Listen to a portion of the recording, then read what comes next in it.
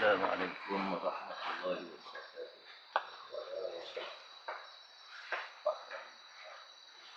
Alhamdulillah nahmaduhu wa nasta'inuhu wa nasta'dihi wa nastaghfiruh wa na'udzu billahi min shururi anfusina wa sayyiati a'malina. Man yahdihillahu fahuwal muhtadi wa man yudlil falan tajida lahu waliyyan mursyida. Salatan wa salaman ala habibina wa syafi'ina wa dhukrina Muhammad wa ala alihi wa ashabihi wa man sara ala nahjihi ila yaumiddin, amma ba'd. Yang dihormati lagi dikasihi fadhil yang dihormat Ustaz Datuk Tuan Ibrahim bin Tuan Man, Menteri Alam Sekitar, seterusnya kepada sahabat-sahabat lama kita, Ponik Ajimat, seterusnya kepada semua yang hadir dalam program Muqayyam Tarbawi kita. Pertamanya kita syukur pada Allah Subhanahu wa taala kerana kita dihimpunkan oleh Allah selepas daripada kita diperintah melalui urusan Allah duduk dalam PKP agak lama. Alhamdulillah kelonggaran telah berlaku dalam negara kita, dan di sana kita lihat banyak hikmah-hikmah yang disusun atur oleh Allah Subhanahu wa taala, termasuk bila PKP kita tengok lepas daripada PKP ini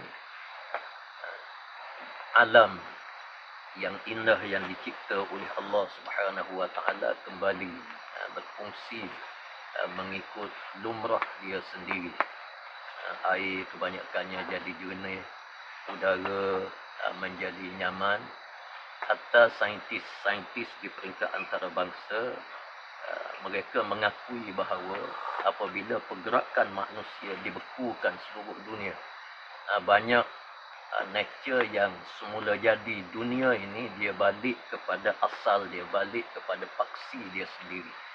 Ala kulli hal, kita sebagai seorang manusia hamba Allah Subhanahu wa taala perlu kita ingat bahawa apa jua yang Allah Subhanahu wa taala aturkan dalam kehidupan kita ni ada hikmah dia. Ada benda yang kita tahu, ada benda yang kita tak tahu. Tetapi bagi Allah, innallaha la yazlimun nasa syai'a. Allah sama sekali dia tidak menzalimi manusia walaupun sedikit, walaupun dengan Allah dia tidak zalimi. Cuma kadang-kadang bila Allah buat kepada kita, Allah buat kita sakit. Kadang-kadang kita mari rasa kenapa, sebab apa kita sakit. Kita tak tahu dalam ilmu Allah Subhanahu wa taala. Mungkin kalau kita tak sakit, kita akan derhaka kepada Allah, kita akan lupa pada Allah. Tapi bila kita sakit, bila kita kadang-kadang tersempit rezeki kita, kadang-kadang ada masalah, kadang-kadang itu, kadang-kadang ini. Kalau Allah tidak buat benda-benda yang seumpama ini, manusia ini dia akan jadi ego, dia akan jadi sombong, dan manusia ni dalam waktu yang sama dia suka nak ambil sifat-sifat yang hanya boleh dimiliki oleh Allah. Sifat Al-Jabbar, sifat Al-Mutakabbir, sifat Al-Aziz, sombong, angkuh. Ini sifat Allah Subhanahu wa taala. Tapi manusia, kalau Allah biarkan dia ni bebas mengikut kehendak dia, dia boleh menentukan sehat, dia boleh menentukan kaya raya. Manusia ni kita tak tahulah, hancur lebur dunia ini kalau begitu. Namun Allah Subhanahu wa taala dia buat kepada kita setiap perkara dalam hidup kita ini, walaupun kita rasa ada nikmat, tapi dia Allah buat tidak sebagaimana nikmat di dalam syurga Allah. Kita sihat. Bila kita sihat ni, kita nak macam-macam. Kita nak makan banyak, kita nak itu, kita nak ini.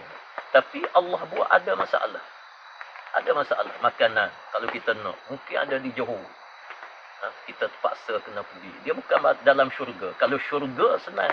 Kita nak sesuatu, kita akan dihidang oleh Allah Subhanahu wa taala. Kalau kita kaya, kita tengok kebun.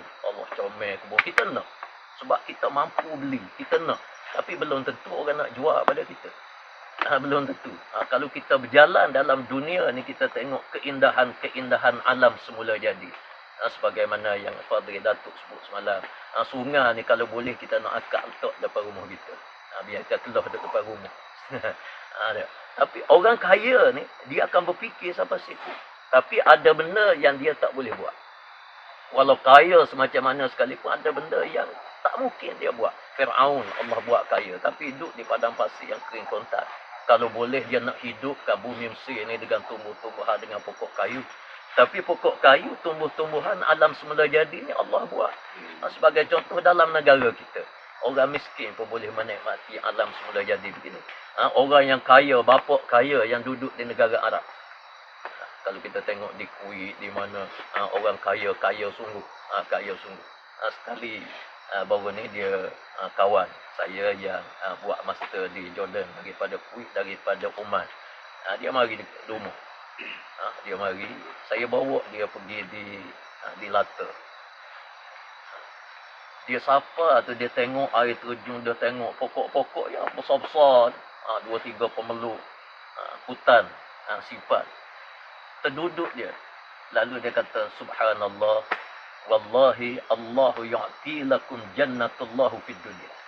Dia kata, demi Allah, dia kata Allah bagi kepada kamu syurga atas dunia. Air terjun mengalir, kebetulan airnya jernih molek waktu tu. Tidak keruh. Manusia mungkin wallahualam jernih molek. Dia kata Allah anugerah kepada kamu syurga atas dunia. Dia kata aku duduk di negara aku, dia kata ma fi syai'in. Tak ada apa. Yalah. Tengok buka jendela, padang pasir, padang jarak, padang kuku. Pokok satu pun tak ada. Duduk dalam keadaan kering, keluar lagi tengok batu yang kering kotam. Cuaca pula waktu musim panas ni mencecah sampai 45 darjah Celsius. Walaupun dia kaya, dia boleh beli kereta besar. Kereta besar sungguh lah. Kereta dia pakai sampai 7,000 cc. Minyak dia murah, duit banyak. Cuba fikir. Rumah dia yang subhanallah. Kalau kita pergi di Kuwait tu, macam Syekh Abu Badar. Syekh Abu Badar ni dia baik dengan almarhum Tok Guru ni Aziz. Alhamdulillah ana pergi rumah dia. Dah pergi. Ruang tamu dia ni luah mana? Kalau kita duduk ujung ni, kita tak kenal orang ujung sana. Ruang tamu tak kenal. Dia letak dia punya sofa, dia memuatkan 3,000 orang. Ruang tamu tu, ni bukan dewan dia ada dewan. Dia panggil dewan Sya'bi dia ni. Dia ada dewan. Tapi nak cerita Allah bagi macam tu. Tapi Allah bagi orang yang kaya macam dia. Bukan kata kaya ni tak ada masalah. Tak, dia akan ada masalah. Kaya, macam raja-raja kita tengok. Seronok kita tengok. Nak jalan gairi. Tapi dia nak makan mati cana payah macam kita. Kita senang je. Hello, Pak ni. Tubik-tubik mari mati cana. Boleh keluar. Orang-orang yang duit banyak macam Syekh Abu Badar, dengan kena ada pengawal peribadi, kena ada itu, kena ada ini. Menyulitkan dia. Allah jadikan dalam hidup kita ni, walaupun kita sebut nikmat, tapi dia ada masalah. Orang yang kaya, dia kena jaga dia. Dalam kepala dia orang rompok, dia mungkin orang tembak, dia mungkin apa. Mungkin dia mari berfikir, mungkin anak beranak dia akan bunuh dia. Macam dalam suratul Baqarah. Kisah dalam suratul Baqarah. Kok saudara kaya, tapi kedekut. Maka anak saudara ni, mesyuarat kita nak buat macam mana. Nak ambil. Tak berjaya nak ambil harta pak saudara. Akhir sekali, dia minta dengan Allah supaya Allah mati cepat. Bila mati cepat, dia ni boleh harta saka. Doa kau sihat. Dalam suratul Baqarah tu. Makin sihat, akhir sekali dia rancang, dia bunuh. Dia bunuh bapa saudara dia. Anak saudara bunuh bapa saudara. Gitu. Sebab apa? Sebab Allah bagi nikmat atas dunia ini, dalam waktu yang sama dia ada masalah. Masalah. Namun masalah yang Allah Subhanahu Wa Taala buat ni, Allah jadikan dalam kehidupan kita ni dia ada Kalau kita baca dalam kitab-kitab yang ditulis oleh para alim ulama muktabar, dia panggil fiqhul muwazanat. Macam mana kita nak imbangkan kehidupan kita ini supaya apa yang kita buat atas dunia ini, dia dalam waktu yang sama kita boleh menikmati nikmat daripada Allah. Kita syukur, alhamdulillah. Dan dalam waktu yang sama kita akan dapat ganjaran yang besar di sisi Allah Subhanahu wa taala. Maka Allah dia buat fiqhul muwazanah, keseimbangan dalam kehidupan kita. Sebab Allah jadikan dunia ni begitu. Walaupun kita sebut nikmat, kita ada kebun. Kebun luas ada 6 hektar, 7 hektar kebun kita luas. Kena jaga, subhanallah, jaga. Orang diperoleh sebagai contoh. Dia ada harum manis. Harum manis diperoleh ni kalau ada 2 hektar padan. Padan dah. Berkali pukul rata hidup dia setahun ni, sebulan dia akan dapat dalam 10,000, 15,000 kalau sekadar ada 2 hektar harum manis. Sebab harum manis tanah tempat lain tak jadi. Tapi bila musim buah kita tengok, tak secakaplah rumah besar mana sekalipun, tuan harum manis tidur bawah pokok membelah. Tak sarayak lah rumah dia ada ekon ke apa ke, tilam harga mahal ke, musim harum manis tidur bawah pokok harum manis. Orang ada musakin tidur bawah pokok durian. Dia jadi tak agak belakang. Nak gaji orang, takut orang gaji ni sapu harian dia. 80 sekilo, 70 sekilo. Allah buat dalam hidup kita ni dia ada nikmat, tapi dalam nikmat itu ada masalah. Begitulah sebaliknya. Allah jadikan dalam hidup kita ni kadang-kadang ada benda yang menyusahkan kita. Sakitnya, Allah uji begitu begini. Tapi di celah-celah ujian daripada Allah, dia ada hikmah yang sangat besar. Allah Subhanahu wa taala dia susung fiqhul muwazanah dalam hidup kita ni supaya kita tidak memberi fokus kehidupan ini mengikut hawa nafsu. Ada orang yang suka, orang panggil minat jala. Hari-hari kerja berjala. Menyebabkan semaya Jumaat tak pergi. Mata ke boleh berjala, dia kira berjala aja. Berjala siang, malam, pagi, petang. Hak jenis cari ikan. Dia cari ikan. Hak jenis make up burung, dia make up burung. Hak jenis main gasing, dia main gasing.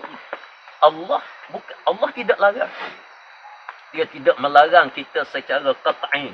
Kamu tak boleh sama sekali begini. Dalam hidup kita ni, bila Allah kata kamu tak boleh begini, Allah bagi kepada kita jalan keluar. Hai manusia, kamu tak boleh zina. Wala taqrabuz zina innahu kana fahishatan wa sa'a sabila. Jangan kamu berzina kerana dia adalah perbuatan yang sangat keji. Allah buka seluas-luasnya pintu perkahwinan. Sila. Kamu boleh kahwin. Nak kahwin 1, nak kahwin 2, kahwin 3, kahwin 4. Setakat 4 lah. Lebih daripada tu jangan. Tapi so, jangan dia berhenti sekat tu. So, netuh lalu. Allah. Rugi. Sahabat-sahabat sekalian rugi. Macam saya sebut tadi lah. Dia, walaupun Allah buat ada nikmat, lepas tu ada yang, dia ada masalah sih. Kita nikah seorang. Ada masalah. Confirm ada. Banyak haji asli. Balah semua. Jadi, kita kahwin 2, masalah juga. Tapi, dengan 2, baik 2. Kalau kita makan nasi lah. Makan nasi. Ada masalah. Manis lah. Darah tinggi. Masalah kamu. Lepas tu, baik. Nak makan ke tak? Baik makan. Kita mari sini. Mari sungai. Mari sungai. Kita mari. Bukan tak ada masalah. Mampu kereta tengah jalan. Tapi pada tak mari dengan mari. Baik mari. Dia Allah buat begitu. Baik. Kita ada fiqhul muwazanah. Fiqhul muwazanah ni supaya kita mempelajari dalam kehidupan kita ni biar kita faham keseimbangan dalam hidup kita. Keseimbangan yang Allah jadikan dalam hidup kita ni, yang pertama kita ada hablum minallah.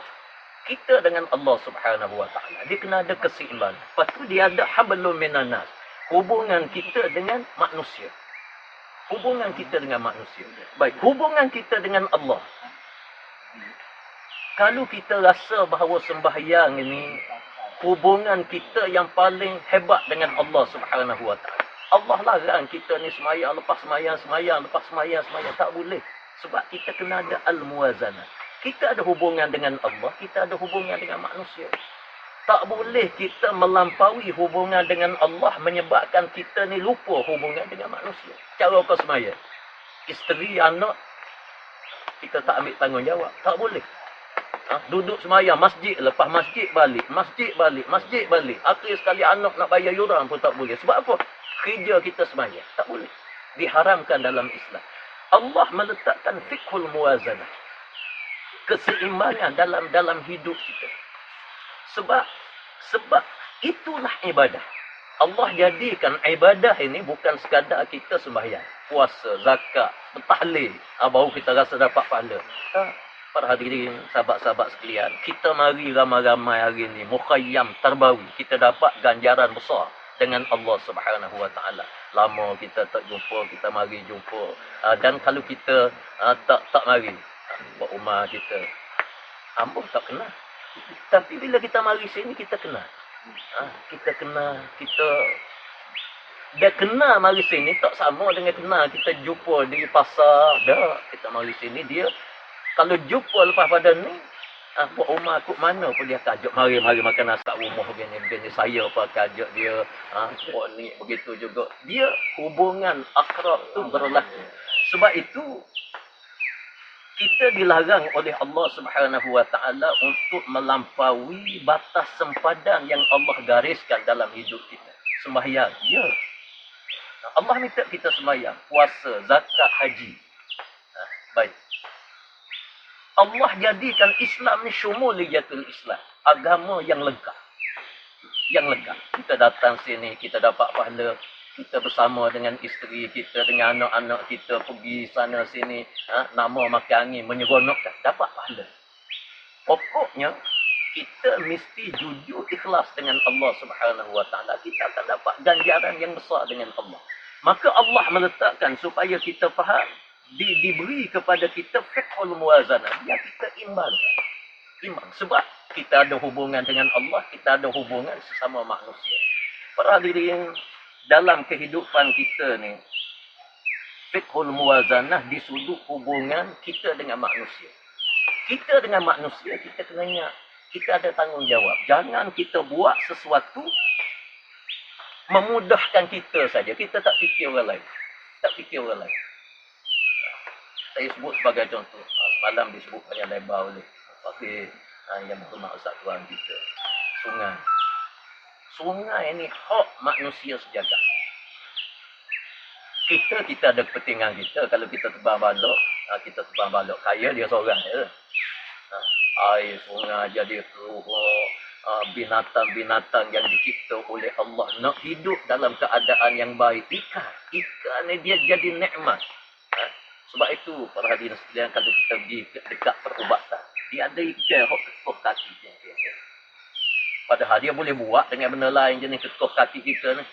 Tapi tak. Dia punya psikologi tu, dia ada. Ikan dia ada keistimewaan dia.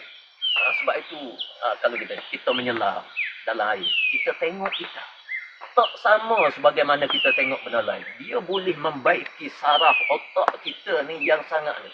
Kita dengar. Dia ikan ni, dia ada keistimewaan dia sendiri. Jadi, kalau kita kepentingan kita, mentang-mentang kita nak kita ada kilat, sisa pekerjaan, ialah mudahlah tahu dalam sungai. Kos tak tinggi, dia mengauk kekayaan dengan cepat, maka segala sisa ni, buang mana? Buang dalam sungai. Kalau buang tempat lain, dia kena proses, dia kena tapik berapa juta habis. Tapi dia kena ingat bahawa hubungan dia dengan manusia yang difardukan oleh Allah Subhanahu Wa Taala. Allah dia sebut terlalu banyak ayat dalam Al-Quranul Karim yang meletakkan bila kita nak bertindak sesuatu, kita kena fikir hak orang lain. Hak orang lain. Hatta Allah jadikan kalau kita melanggar hak manusia, Allah tak akan ampun dosa dia kecuali apabila dimaafkan oleh manusia. Ini dosa dengan manusia lebih teruk daripada dosa dengan Allah. Dosa dengan Allah senang. Kita angkat tangan, awak keluar air mata malam-malam, ya Allah, dulu aku pernah tinggal sembahyang. Zaman muda aku tak solat, wahai Allah, tidak ada siapa yang boleh ampunkan dosaku kecuali-Mu, ya Allah. Kita menangis. Insya-Allah confirm Allah akan ampun sebab sifat dia. Ghafurun Rahimun, sifat Allah. Allah akan ampun. Tapi dosa dengan manusia, Allah sebut dalam satu hadis qudsi, Allah bersumpah, demi Allah, aku tak akan ampun dosa manusia kecuali apabila manusia memaafkan kepada dia terlebih dahulu. Barulah Allah ampun. Sahabat sekalian, cuba bayangkan kalau alam sekitar, kita tak jaga alam sekitar. Naik kereta, ini budaya. Sapuh letak atas bonet. Bukan dalam bonet, atas bonet. Bawa. Tak otak kita ni, pada hari ni sekalian, dia ingat lupa. Tambah-tambah bawa kereta. Tengok orang bujang comel, tak ingat dah sapuh tu. Tunjuk kat orang bujang, tekan menyok, lepet, bawa jatuh sapuh. Tengok Allah jatuh dah. Saya rasa tak ada orang berhenti. Kali sapuh ni jatuh atas jalan, tak ada orang berhenti. Dia tinggal habis tu. Baik. Seramai mana orang yang lalu. Lalu seorang dia kata, Allah menatai mana ni. Kalau bahasa Kelantan, mata mana. Kalau luar dia kata, iblis mana ni. Seramai mana manusia yang lihat angkara yang kita buat, orang marah dosa dengan Allah. Dosa ini tak akan diampun oleh Allah kecuali apabila manusia maafkan. Cuba kita bayangkan kalau kita kotorkan sungai. Sisa pepejal, kita masuk dalam sungai. Kalau kita tebang balok, orang panggil, tak ada SOP. Hentam je. Nak sodok-sodok lah, nak buat jalan, kita fikir mana tempat yang kita mudah. Kita buat. Menyebabkan air sungai ni jadi macam icah. Kaya dia seorang ni. Orang lain berhadapan dengan kesusahan begitu rupa. Seramai mana manusia yang rasa dia ni tak senang hati, tak selesa. Kita tengok dalam TV, ada orang yang buat chalet tepi ni dah. Orang tak pergi chalet. Sebab apa? Sungai dia keruh. Orang nak pergi main air. Ramai mana orang dah bayar booking, kemudian bila pergi tak puas hati apa semua sekali. Semua ini akan dihitung oleh Allah di alam mahsyar. Allah akan hitung perbuatan kita dengan manusia. Dan perlu kita kena ingat bahawa perbuatan kita dengan manusia ini, dosa dia sangat besar yang tak akan diampun oleh Allah Subhanahu Wa Taala. Jadi tak boleh. Macam kalau kita mari sungai, kita tengok ikan banyak, kita pun tubuh. Racun bak tubuh, putih ikan mati. Para hadirin, kita dosa kita dengan binatang, dosa kita dengan manusia. Kita tahan puka, kita berjalan, kita buat benda-benda yang tidak membazirkan dia. Dan kita jangan rasa bahawa alam sekitar ni kalau kita buat habis setakat dunia, tak. Dia akan terbawa sehingga kepada hari akhirat. Dan jangan sekali-kali bila kita duduk di hari akhirat ni, angkara kita dengan manusia, tanggungjawab kita dengan alam sekitar apa semua sekali kita tak jaga, menyebabkan kita dihumbang oleh Allah dalam api neraka kerana benda ni. Dan benda yang seumpama ini dia besar. Sebab dia membabitkan manusia yang sangat ramai. Jadi, na'udzubillah, kita minta berlindung dengan Allah Subhanahu Wa Taala daripada benda-benda yang seumpama ini, insya-Allah.